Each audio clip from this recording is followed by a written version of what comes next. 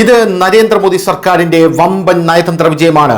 Hormuz കടലിടുക്കിൽ നിന്ന് 22 Indian കപ്പലുകളെ സുരക്ഷിതമായി ഒഴിപ്പിക്കാൻ ഇറാൻ പുതിയ ഇടനാഴി നിർമ്മിക്കുന്നു എന്നുള്ളതാണ് പ്രധാനപ്പെട്ട വാർത്ത എന്ന് പറയുന്നത്. ഇപ്പോൾ ലഭിക്കുന്ന റിപ്പോർട്ടുകൾ പ്രകാരം ഹോർമൂസ് കടലിടുക്കിലൂടെ സഞ്ചരിക്കാൻ ശ്രമിക്കുന്ന ഇന്ത്യൻ കപ്പലുകൾക്ക് സുരക്ഷിതമായ ഒരു ഇടനാഴി ഇറാൻ സൃഷ്ടിക്കുന്നു.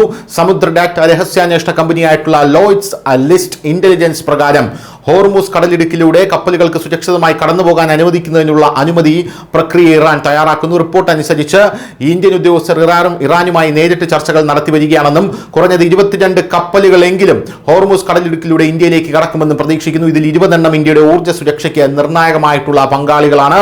ഹോർമൂസ് കടലിടുക്കിലെ ഇറാന്റെ ഇടനാഴിയിൽ നിന്ന് 9 കപ്പലുകൾ പുറത്തു കടന്നതായി മാരിടൈം ഡാറ്റ കമ്പനി റിപ്പോർട്ട് ചെയ്തു. അതേസമയം പശ്ചിമേഷ്യയിലെ സ്ഥിതിഗതികൾ തുടർച്ചയായി വഷളാകുന്നതിനാൽ 2 ആഴ്ചയിലേറെയായി ഹോർമൂസ് കടലിടുക്കിൽ കുടുങ്ങിക്കിടക്കുന്ന ഇന്ത്യൻ കപ്പലുകളോട് തടയാൻ ആവശ്യപ്പെട്ടിട്ടുണ്ടെന്ന് ഇന്ത്യയിലെ വിശ്വസനീയമായ സ്രോതസ്സുകളെ ഉദ്ധരിച്ച് ദ ഹിന്ദു റിപ്പോർട്ട് ചെയ്തു. സൗത്ത് പാർസിലെ ഇറാന്റെ ഏറ്റവും വലിയ വാതക പാടങ്ങൾക്ക് നേരെ ഇസ്രായേൽ നടത്തിയ ആക്രമണത്തെ തുടർന്ന് ഇന്ത്യൻ കപ്പലുകളുടെയും മറ്റ് കപ്പലുകളുടെയും നീക്കം നിർത്തിവച്ചിരിക്കുകയാണെന്നും അദ്ദേഹം പറയുന്നുണ്ട്.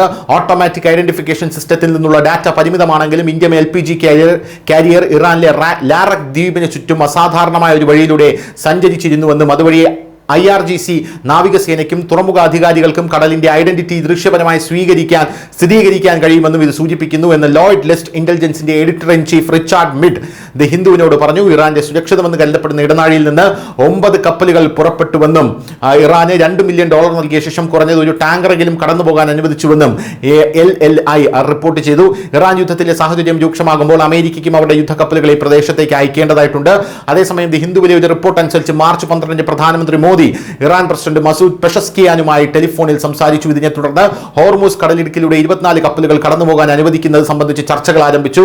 ഹോർമൂസ് കടലിടുക്കിലൂടെ കടന്നുപോകാൻ ഇറാൻ ഇതുവരെ 2 ഇന്ത്യൻ കപ്പലുകൾക്ക് അനുമതി നൽകിയിട്ടുണ്ട് എന്നുള്ളതാണ് മറ്റൊരു കാര്യമെന്ന് പറയുന്നത്.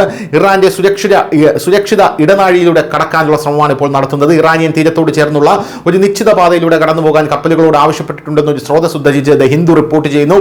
US ഇസ്രായേൽ ആക്രമണങ്ങളിൽ നിന്ന് ഇറാന്റെ തീരദേശ സുരക്ഷാ അടിസ്ഥാന സൗകര്യങ്ങളെ സംരക്ഷിക്കുന്നതിനുള്ള ഒരു നീക്കമാണിതെന്ന് സുരക്ഷാ വിശകലന വിദഗ്ധർ പറയുന്നു. കൂടാതെ തിരക്കേറിയ വെള്ളത്തിൽ വ്യാപിച്ചു കിടക്കുന്ന ഇന്ത്യൻ കപ്പലുകൾ പരസ്പരം അടുത്തേക്ക് നീങ്ങണമെന്ന് ഇറാനിയൻ ഉദ്യോഗസ്ഥർ തുടക്കത്തിൽ നിർദ്ദേശിച്ചതായും വൃത്തങ്ങൾ സൂചിപ്പിക്കുന്നുണ്ട്. News desk Malayalam.